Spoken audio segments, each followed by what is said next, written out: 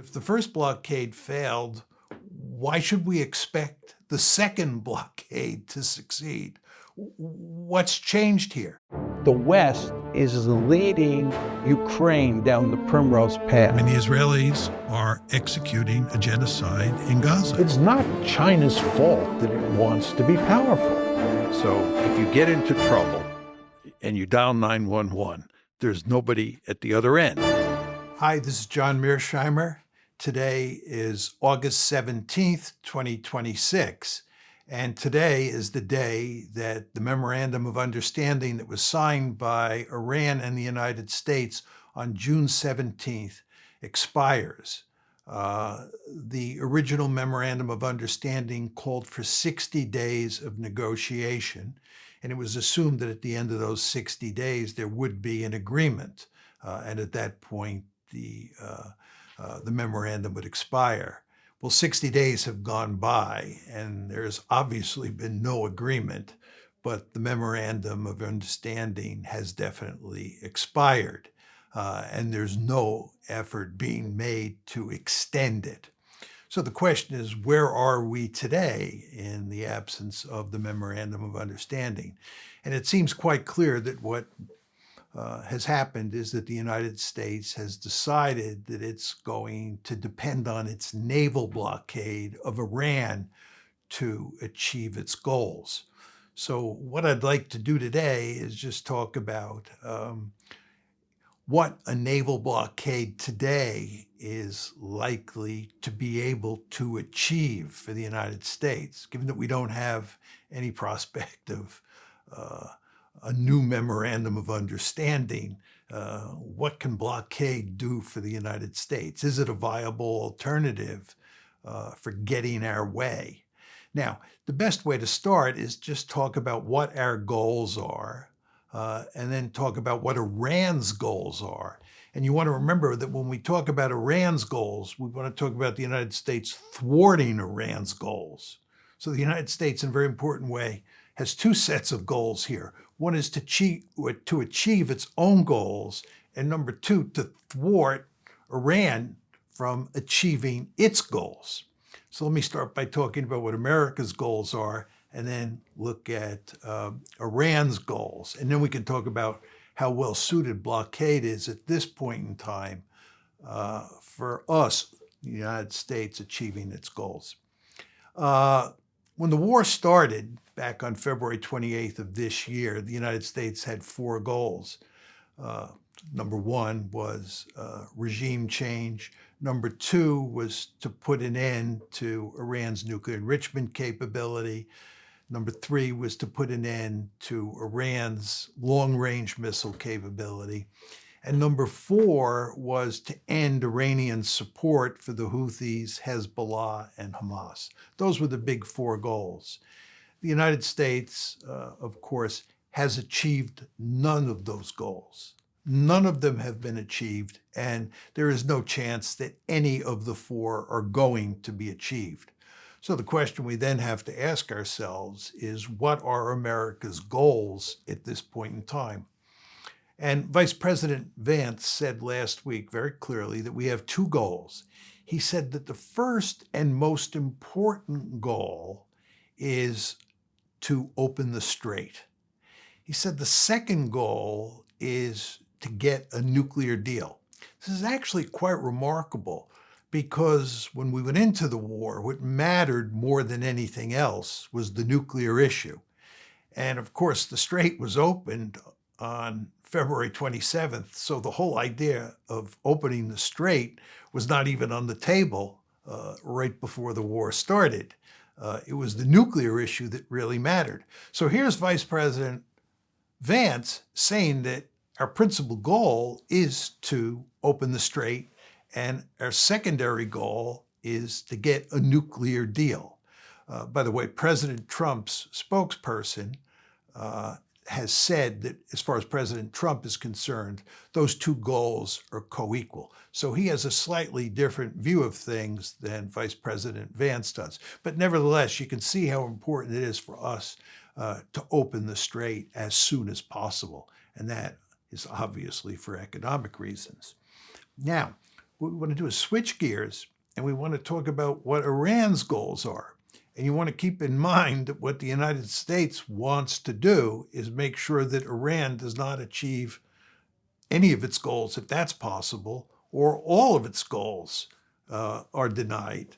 No, let me put it differently. That we want to make sure that Iran doesn't achieve all of its goals, and in the best case, to minimize the number of goals that Iran achieves. Okay. The Iranians do want to open the strait. There's no question about that. Like us, they want to open the strait. Like us, they understand it's in their economic interest to open the strait. But the Iranians say that they won't open the strait unless the United States meets a number of other demands, not through negotiation, but right away. In other words, the Iranians say, we'll open the strait if you agree to lift all sanctions on Iran, if you agree to unfreeze all of our frozen assets, if you agree to pay reparations, if you agree that we control the strait, if you agree that we can collect fees, if you agree to remove American military forces from the Gulf region. These are the demands that the Iranians have. And the Iranians are saying the United States has to meet all those demands before they will open the strait. Now, obviously, the United States is not interested in accepting all of those demands. But the Iranians have made it clear that the United States has no choice. What we want to do is minimize the number of demands that we are forced to accept. The Iranians say there will be no minimization. You have to accept all of those demands before we will agree to open the strait. And again, you want to remember that America's principal goal is to open the strait. So the question is, how can we achieve our goals? And blockade is the strategy of the day. But I want to say a few words about what our strategy has been in the entire war, so that we can put where we are today with blockade into a broader context. As you remember, the war started on February 28th, and we started with a major strategic bombing campaign, an air campaign that lasted for 40 days, went from February 28th to April 8th. Then there was a ceasefire on April 8th. There were some negotiations that went nowhere. And then on April 13th, the United States moved to a naval blockade. So you see, this is the first time we tried blockade. And the blockade that is now in place is the second instance of a blockade. So we went from an air war in the first 40 days of the war up until April 8th. Then on April 13th, we moved to the first blockade. And that first blockade lasted from April 13th up until June 17th, when the Memorandum of Understanding was signed. So that's a way of saying that the first blockade lasted about 2+ months. And it did not work. We ended up signing a Memorandum of Understanding on June 17th, and that MOU, of course, is what put an end to the blockade, the first blockade. But that Memorandum of Understanding was extremely favorable to the Iranians. It was a Memorandum of Understanding that the United States did not like, because the United States understood it was a surrender document. But nevertheless, the United States signed it. And the United States signed it because the blockade did not work. And before that, the air war did not work. Okay. Then what happens in early July is that the United States and Iran get involved in a tit-for-tat strategy. This starts on July 7th, and it lasts until about July 31st. And it basically involves the United States and Iran engaging in a limited air war where they bomb specific targets on each side. In other words, the United States bombs targets in Iran, and the Iranians bomb targets in Kuwait, Saudi Arabia, and so forth and so on. And this lasts, again, from July 7th to July 31st. Then the tit-for-tat campaign comes to an end. And what happens is the United States moves to the second blockade. The second blockade actually starts on July 14th, which is in the middle of the tit-for-tat campaign. So there's a period there where you have the tit-for-tat campaign taking place and you have the second blockade. But as I said before, on July 31st, the tit-for-tat campaign comes to an end. The United States has basically had enough. So all that's left is the blockade, the second blockade, and that's where we are today. Now, the question we have to ask ourselves is, given that the Memorandum of Understanding has expired and there's no prospect of a new Memorandum of Understanding, and given that we've given up on tit-for-tat, given up on a major bombing campaign, given that there's not going to be a land option, the question is, what will blockade do for the United States in terms of achieving its objectives? Now, we know that the first blockade didn't work, so the question is, what about this second blockade? Now, it's important to start by saying that at the end of last week, the Secretary of the Treasury, Scott Bessent, said that this week, starting today, we are going to inflict unprecedented economic hurt on the Iranian economy. So in effect, what he was saying is that in addition to the blockade, and this naval blockade is designed to inflict economic hurt on the Iranian economy, we're going to do something special this week, and we're going to deliver unprecedented economic hurt. Now, let's evaluate how well this is all likely to work. First of all, it's hard to believe that there's more economic hurt that we can inflict on Iran. We've really maxed out at this point. What is the United States going to do to damage further the Iranian economy that it hasn't already done? Bessent hasn't told us. He's made this vague claim, but he hasn't told us how this process works. I would argue that there's virtually nothing the United States can do to create unprecedented economic hurt. So this brings us back to the question of the blockade. What is the likelihood that this blockade is going to produce a favorable outcome for the United States? In other words, what is the likelihood that this blockade is going to allow us to achieve our own goals and limit the number of goals that Iran has that it can achieve? Well, the first point you want to keep in mind is that the first blockade failed. And if the first blockade failed, why should we expect the second blockade to succeed? What's changed here? And by the way, you want to remember that the first blockade, as I said, lasted a little over 2 months. Went from April 13th to June 17th, so a little over 2 months. And it didn't work. Again, we signed the Memorandum of Understanding, which is basically a surrender document. Well, the present blockade has gone on since July 14th. It's a little over 1 month. So we haven't even reached the 2-month period here. And you want to keep in mind, as I talk here, that blockades only work over a long period of time. Almost everybody agrees that blockades do not produce instant results. So for this blockade to work, it's going to have to be in place for a long period of time. We're not going to get instant results. Now, there are very good reasons to think that we, the United States, are in a worse position today in terms of implementing this blockade than we were when we started the first blockade on April 13th. Now, why is that the case? One reason is the state of the U.S. Navy. It's quite clear that the U.S. Navy is suffering in significant ways from the wear and tear of being deployed to the Gulf for a long period of time.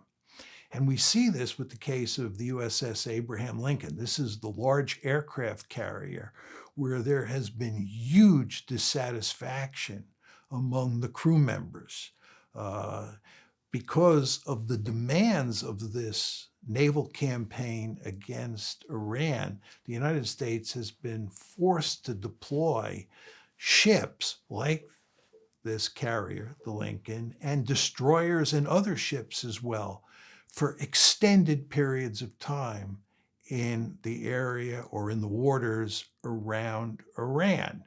And those troops on these ships have not been getting proper food, and they have not been in very good living conditions, and all sorts of trouble has broken out on the Lincoln. There's evidence that some of the sailors were thinking about jumping off the side of the carrier. There's evidence that fights had been breaking out and so forth and so on. So actually what's happened is that the Lincoln has been taken off station and it's being replaced by another carrier, by the USS George Washington.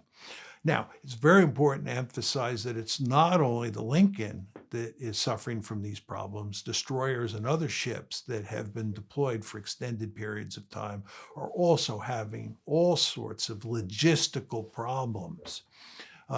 So my point here is that for purposes of implementing a protracted blockade, and blockades by definition are protracted, the U.S. Navy is in terrible shape to accomplish that mission.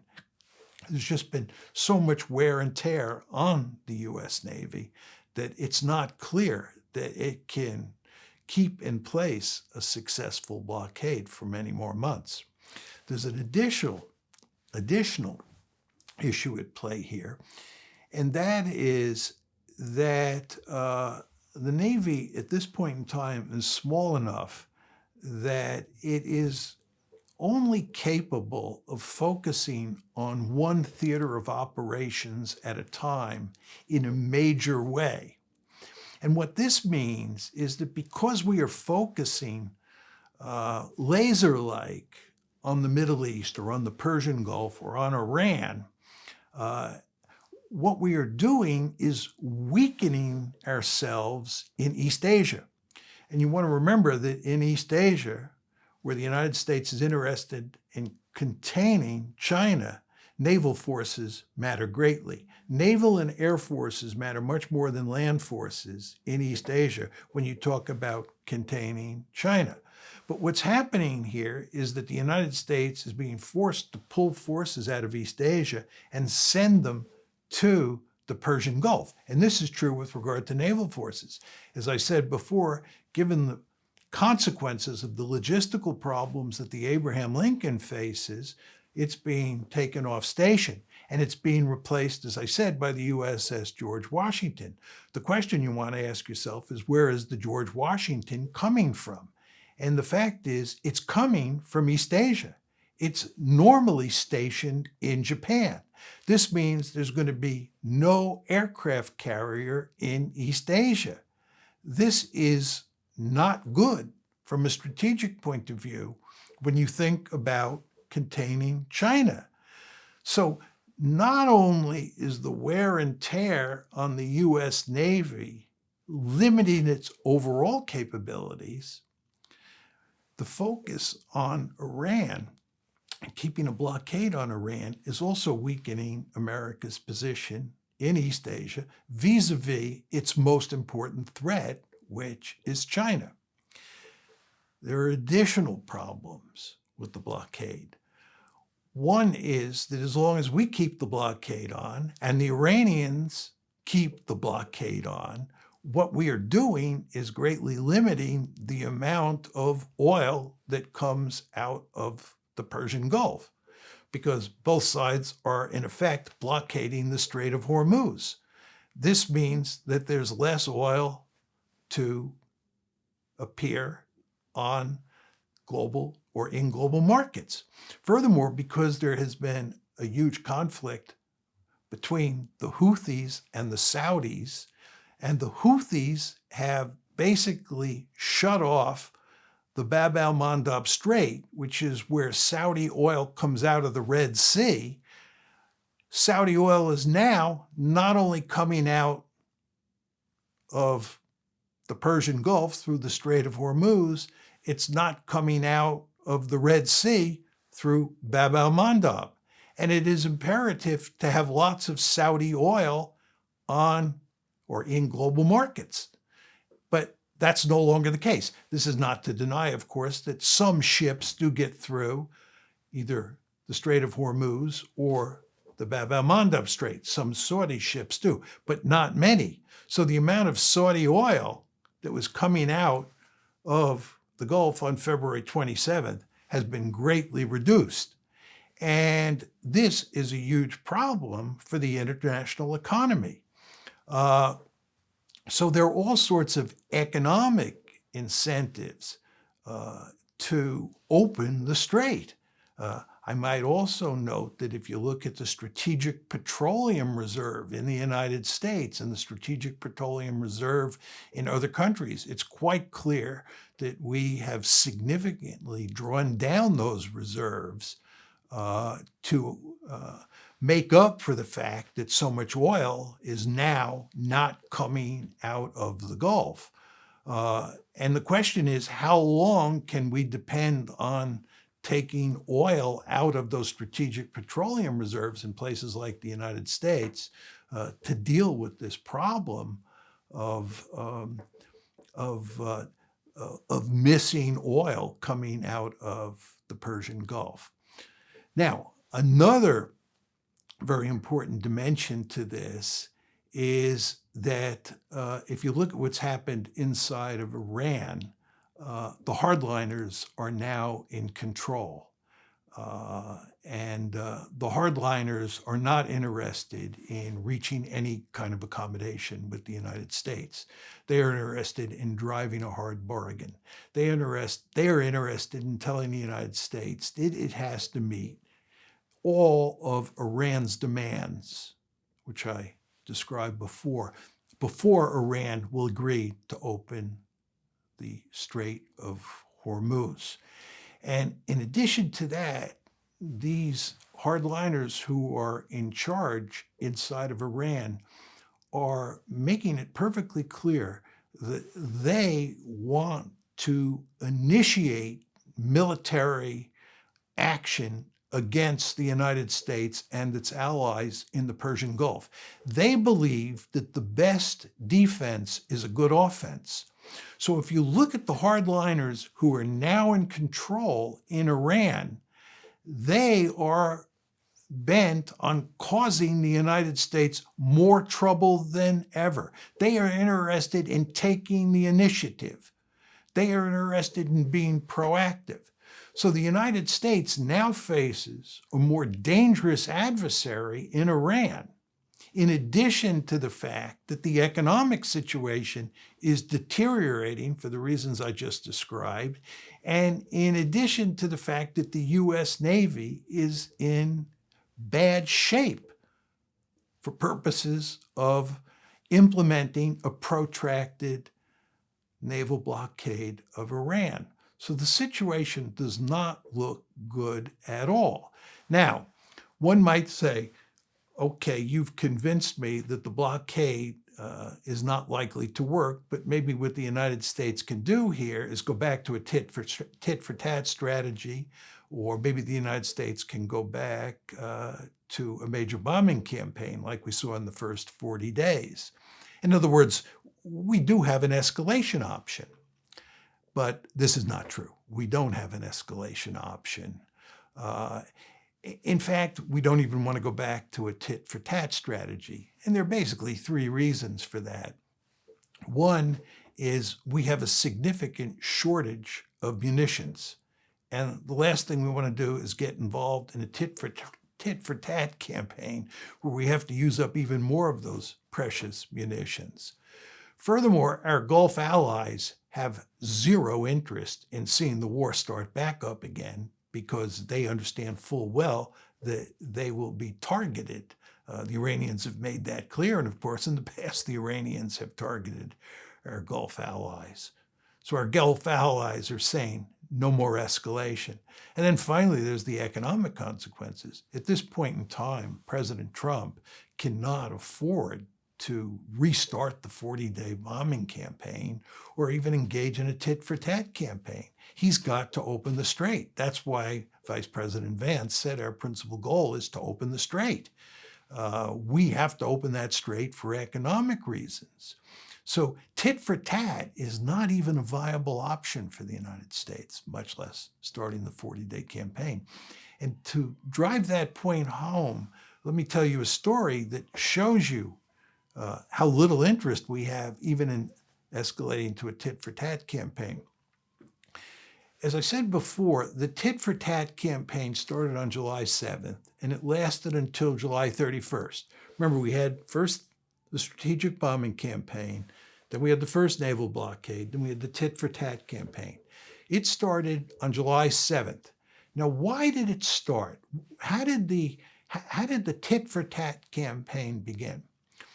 On July 6th, the Iranians attacked 3 cargo vessels that were trying to come out of the Strait of Hormuz through the Omani Channel. That was the channel that's close to Oman that the United States, in effect, helped control. The Iranians made it clear to us that that was unacceptable. No ships coming out of the Gulf could go through the Omani Channel, said the Iranians. Well, on July 6th, there were 3 ships coming through the Omani Channel in the Strait of Hormuz.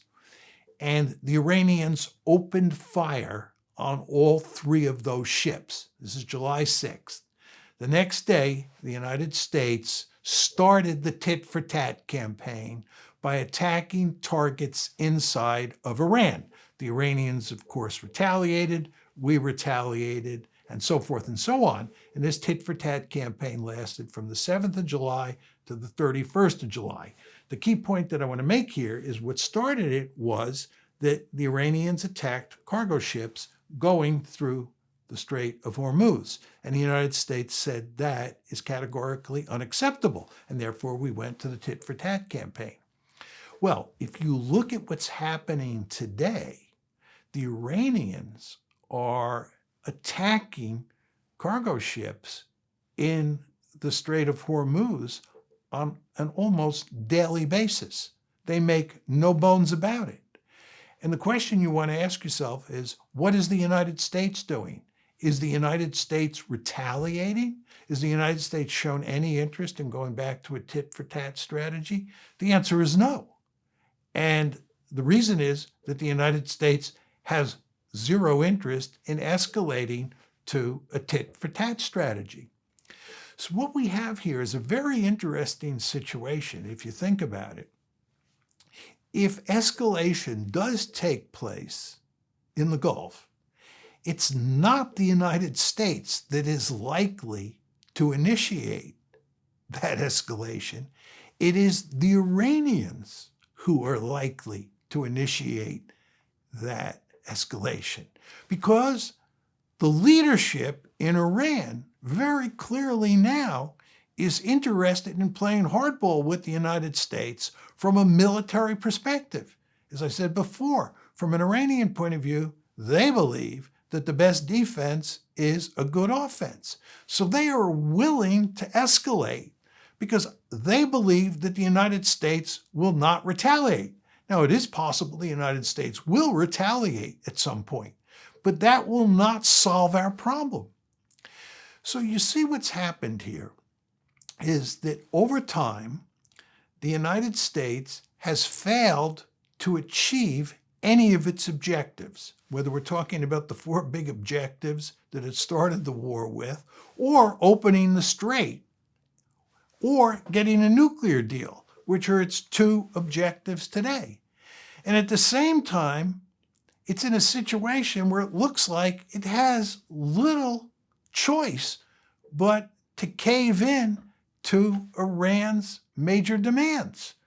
Because the United States has no strategy. It has no military option for achieving its goals and preventing Iran from gaining its goals. It's been forced into a situation where it has to rely on blockade. And as I said before, blockade didn't work the first time, and there's no reason to think it's going to work this time. Because the situation for the United States in terms of implementing a blockade now is worse than it was between April 13th and June 17th. And if you think about it, what's happened here is that the Iranians have really turned the tables in the sense that the Iranians are now the party in this conflict that is most likely to cause escalation. In the beginning, that obviously looked like the United States. It looked in the very beginning like the United States held all the cards. But as this conflict has worn on, and as we've come to understand here on August 17th, we have no military option. Escalation would be disastrous for us. And if anything, it's the Iranians who believe they have a military option and they believe they can escalate. All of this is to say that it's hard to see how the United States can achieve even a limited victory in this conflict with Iran. It looks to me here on August 17th like the United States has little choice but to surrender to virtually all of Iran's demands if it hopes to open the strait and avoid an economic catastrophe. That concludes my video for today. Thank you all for listening, and I look forward to the next time that we talk.